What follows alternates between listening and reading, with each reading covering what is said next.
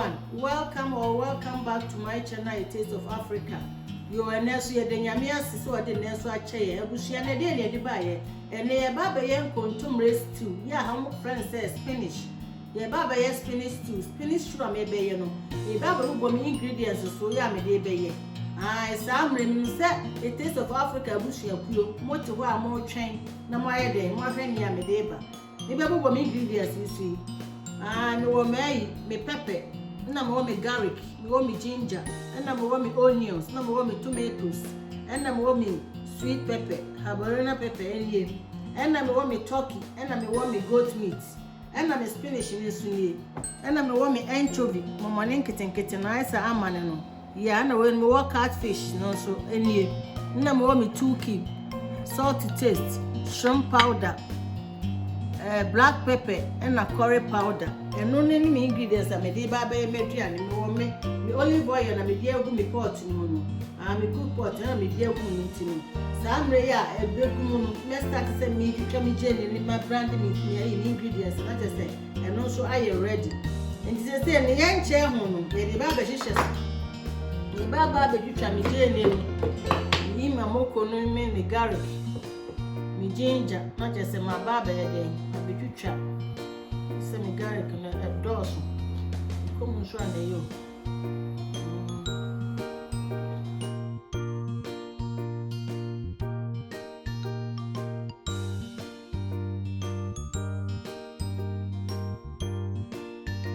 ya busia for say my ginger no ne garlic ani mo ko lugum ni say mi be twa me jene no e betimi akọ blender no I'm the agum. The blandi for me, we am the Yaka so agum blandi. The sober as a quarter cup we air the agum. Not needed a brandy.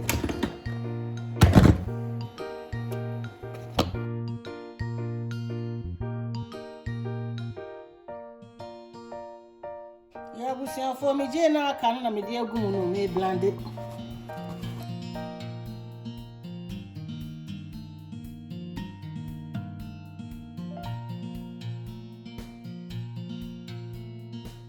You are for a coming back pepper no, and it's me baba brandy, and then there you know, you see the nina.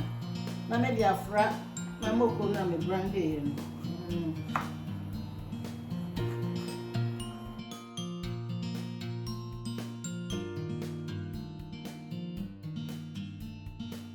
You are for in toast no, me be twitwa, come me dice sana me be a boom bed.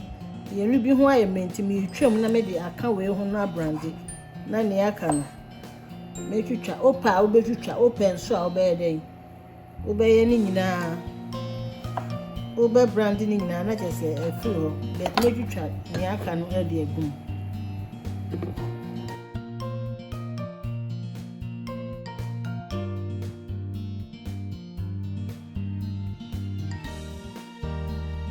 abusia for my brandy name you amokonu ni jene ni ye no be pepper ni na me wie no ntino ese no e di esi ho no no na me ye den e be twitwa me ntosi no so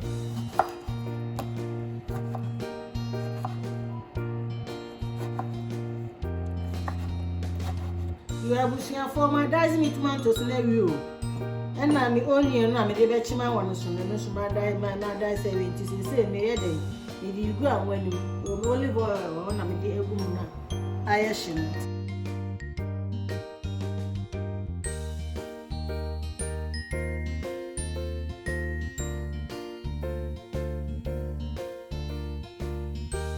ya bu sin afọ me de me ayi ni Anchovies ni me de gu na me de achima won so na me de me ayi ni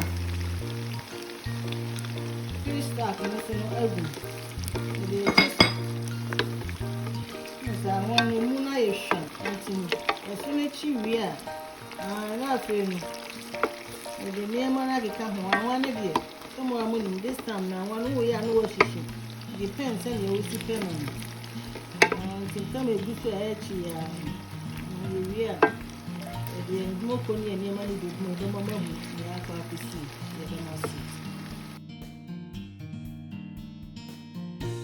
abusia for me tomatoes na me you know the spice na me yam ye na mo kono me you black pepper no me nyina egu say me diced tomatoes no eno so na me egu no na che za fe na me ba ba na ato no bo ase abia ni na che eye yi kakra eno so no ehua na che say eye yi me chimbe say 10 to 15 minutes to the bedroom na me de me nam na ide aba bibu na che say spice ni nyina no no mo kwa nam no busia monyi akonya na mo nkan why o say no o pese we ni hu kakra na de me shrimp no eni me nam no du na che say ida ya kono no de busia monji me na mo chance na mo nkan ya ya na mas busia me de me keep one keep na two why na me de me shrimp no so egu shrimp powder, only shrimp powder, fish powder, dry fish powder. Now the good. You know, to who should be put down so good. Now the wide eye. Same. That a train. I'm not I eat a crap. Now 5 minutes now, I'm getting a good. Now feeling near my position.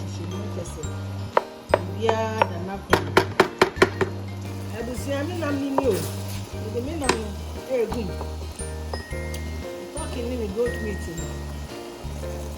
You have seen for me salt to taste 1 tablespoon and maybe a woman.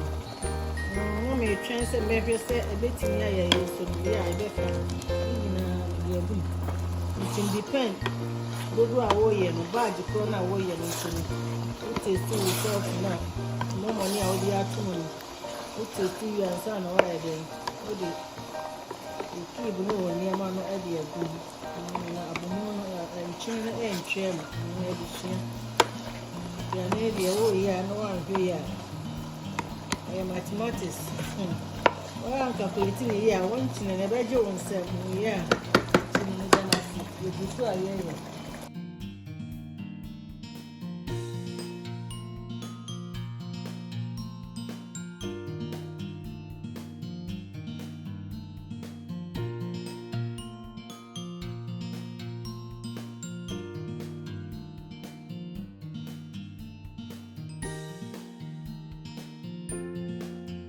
You have made me Spinach in Gumo.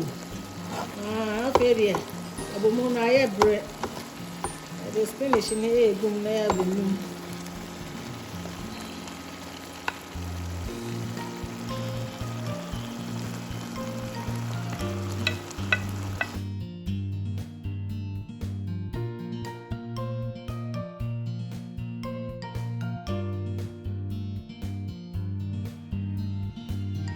You have seen for near the Ecosia and Pity. Miss Spinach abomono may read.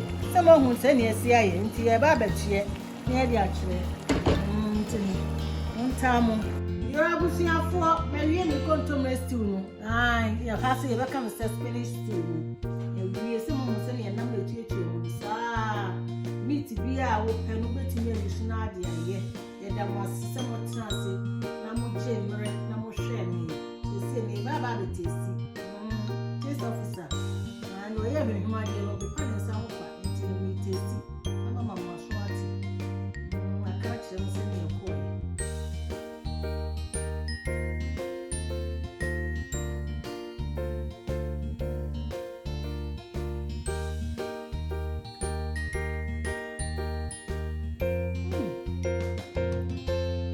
How about my papa?